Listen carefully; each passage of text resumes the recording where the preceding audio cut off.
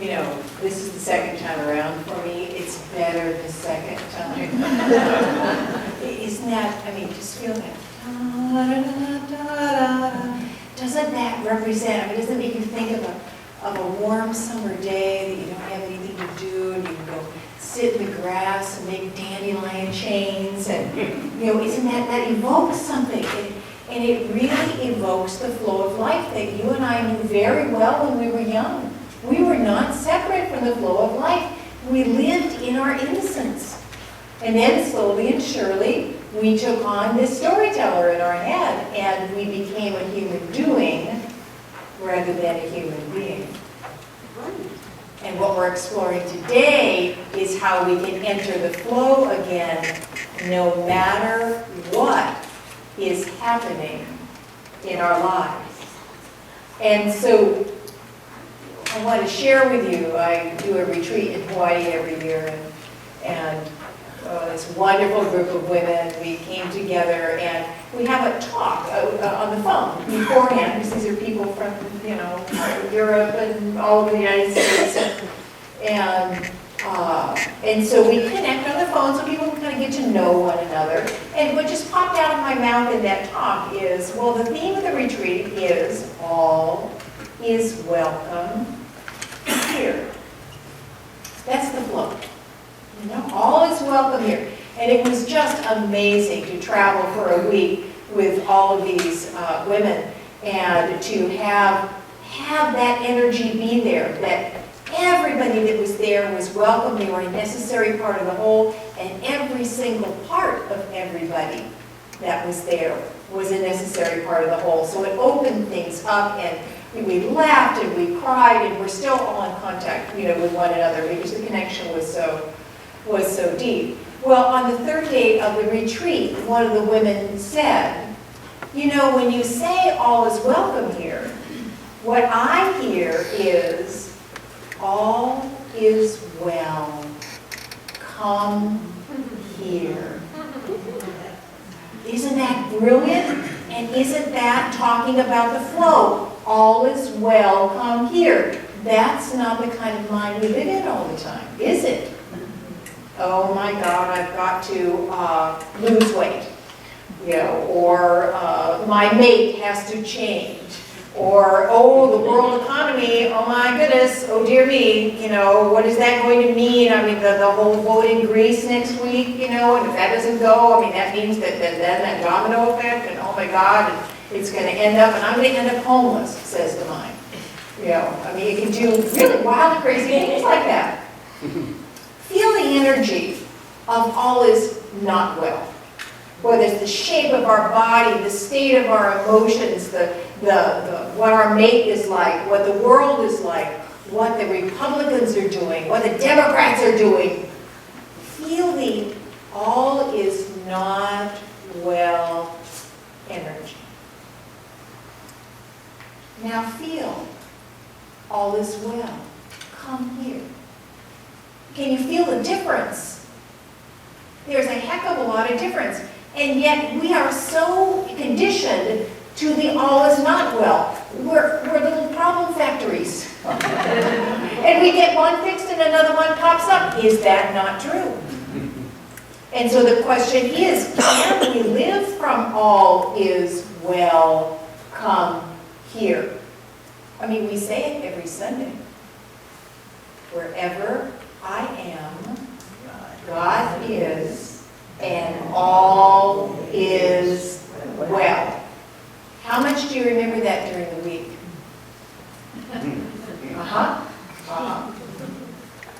So to me, to really know that place, because we know the truth of that. We know the truth of that. But you bring a challenge into our life, and it goes out the window. How can we remember that? How can we trust even the challenges of our lives? That's what we're going to be exploring this afternoon. It's called the gift of our challenges. How we can gather the gifts that are always there, inherent in every single challenge. Because life opens and closes, does it not? Your lungs open and close. You know, the seasons open and close. You know, the heart valves open and close. Birth, death closes. Life is always going to be opening and closing, and we think our peace comes when we've got it all together. But it always then falls apart again. Is that not true? And the question is, how can we ride the waves of opening and closing that is the flow of life? So there's a wonderful story, some of you know this story, created by Elizabeth Sahtouris. She's an evolutionary biologist, an amazing woman. And this is the butterfly story. And when you really think about it, life gave us something very, very important when it gave us the butterfly story. I mean, here is something that arose out of something completely the opposite. The caterpillar. And here's this caterpillar that, relative to its size, is a fairly destructive being. It can mow down a branch in an afternoon. It also has a very limited world. It probably will live on one tree its whole life. And then it eats too much. And it goes into a cocoon. And in that cocoon, the caterpillar turns to goo. And out of that goo begins to arise what the biologists call imaginal cells. What a wonderful word. Imaginal cells. The image of what is asking to be born. And you know what happens? The goo always kills the first wave of imaginal cells. The old resists the new. You can see it in your life, inside of you. Is that not true? But what that does to the imaginal cells, it causes them to come together into communities. And then the strength of their communityness, the urge of the new becomes stronger than the pull of the old. And the butterfly is born. Isn't that just amazing? When I heard that, I was just absolutely just overjoyed, because I see it in my life. You know, I'm a caterpillar that has become a butterfly. So are all of we here in this room. And the amazing thing about the butterfly is that it's a completely different creature than the caterpillar. The butterfly doesn't just take. It gives. It pollinates. And the butterfly has a vast view. The monarch butterflies can fly from Canada to Mexico, whereas a caterpillar lives on one tree. And to me, this is what is happening. We are in the middle of an evolutionary shift right now, and each one of us are a part of that shift. That's why we're drawn here in this room. And the caterpillarness of the consciousness of humanity, a butterfly is being born out of it. I can see it absolutely everywhere. You know, Paul Hawkins in his wonderful talk on YouTube had going on a screen behind him all of the organizations that he has come across that are now really working for the good of the whole. Rather than organizations that are working for war or greed or whatever. And he said, I want to show you all the organizations I've come across while I'm doing this talk. I think the talk is about 20 minutes. And at first it's just one organization after another. He says, well, but we want to get through all these, so we're going to speed it up. And by the end of his talk, it's just a white line on the video screen behind him, because there's so many. There's something that is being born here. And we are a part of it. And to me, in order to really step into the core of what all is well come here, The old mind says, no, everything is not well, and I can prove to you why, this and this and this and this. But the new mind knows that there's something else going on here. And it's the very famous line from Rumi, one of the most quoted lines from Rumi. Beyond right doing and wrongdoing, there is a field. I will meet you there. Beyond this mind that turns everything into a problem, that is good, bad, right, wrong, that, you're not okay because you're a Republican, or the color of your skin, or your religion, or whatever. Beyond right doing or wrong doing, there is a field. I will meet you there. What is that field? There's one word to describe it. Love.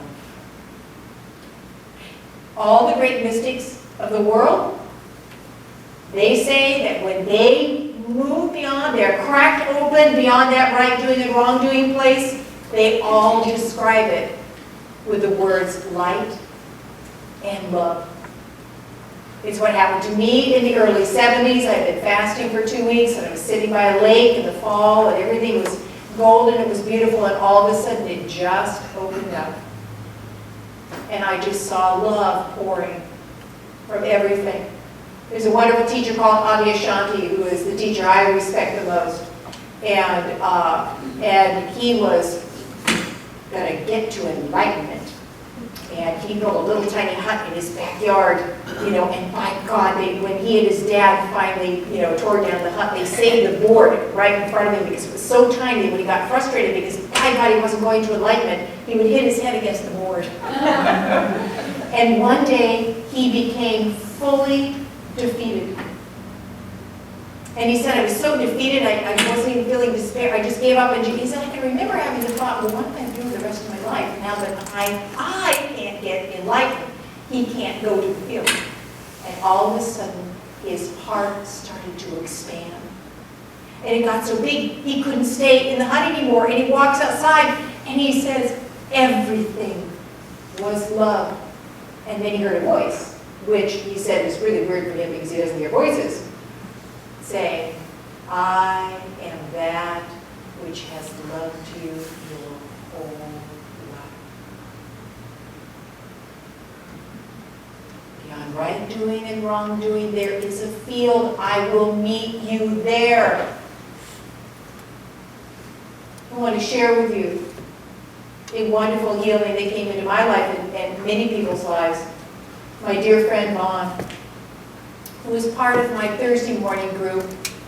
He and his wife Lynn were in the group from when it began 21 years ago. And most of us have been in that group for that many years. And we've grown up together.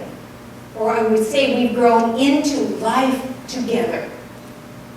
And he was such an integral and important part of this group, such a good man. And then he got cancer, and then went into remission. And then it came back again. It was doing a system that, the heat therapy. They're doing some really interesting heat therapy with cancer. And did that, and it took all the cancer away except for the nugget of the core, the original tumor in his throat, and came back for Christmas, and then went down and was going to do the second phase, and he got a horrible, horrible infection in his lungs. Spent 53 days in intensive care unit, had a tracheotomy, couldn't eat, he was skin and bones. And they got the infection under control, and then on a Wednesday he went, well, it was actually on Tuesday, but they got the results on Wednesday of a PET scan. And during that time that he wasn't doing the heat therapy because he was, fighting for his lungs, the cancer had spread all through his body. But true to Vaughn, he said, okay, I say yes to this. This is what the great flow of life is bringing me. And here is a man that probably felt physically worse than he ever has. He was a skeleton, he couldn't eat, he was being breathed. He was losing everything. And yet he stepped into it. And then the next piece was when he was told he could not fly home, he did not have the strength to die at home. He had to die in the hospital. And his wife Lynn said he stepped right into that. He said yes to that. And he had a tracheotomy. He decided on Saturday that it was time to go. And they made the decision to pull the plug on the breathing machine on Monday. And Lynn said, I know without a shadow of a doubt now, love is. And that's love with a capital L. Because she said that room was filled with radiance. And she said love just poured out of his eyes. He could hardly move. He could hardly speak. And yet, he was love. He stepped into the field. He could have easily stayed in the right doing and the wrong doing, been upset about this, been angry about it, tried to fight it some more, but he didn't. He stepped into the great flow of life, and that's what the flow of life was bringing him at that moment. And what he stepped into was the truth of love. And his son Ryan said to me that the last talk he had with him, it just poured out of Ryan, just poured out of Ryan. And he said Vaughn was with him every step of the way. And he could see that they were both understanding at that core level. And when Ryan came back, when I saw him after that, he was completely changed. He grew up. He was in his early 20s. It was just amazing, the transformation. And at the end of his talk, he lifted an arm, which he could barely do. Looking straight into Ryan's eyes, he said, I now understand everything. Love is. Love is. And you and I are here in this room today to make the decision, are we going to serve fear or are we going to serve love? Because every single moment of your life, life is giving you this opportunity. And in order to do that, we have to trust it all. The easy, the difficult, the joyous, and the sorrowful. And how come we can trust it? Because it's all the play of the divine. Wherever I am, God is, and all is well. All is well. Come here. You know, I was hoping to have the book done by now, but you who have written books know that books have a life of their own. You know, and they just take you along for a ride, you know, and I had no idea I was going to write another book, but it happened, you know. And the title of the book is What's in the Way is the Way. Can you feel that? That's just another way to say all is well, come here. That you and I can learn how to become concentrated enough that just like we showed up for the flow of breath. Do you think that you're breathing? Just try to stop it. You are being breathed by life. And just like we can trust that this breath is being given to us, we can trust whatever happens in our lives. We can learn how to do that. That's what we're going to explore this afternoon. So as I was writing the book, this little ditty came. I absolutely love this.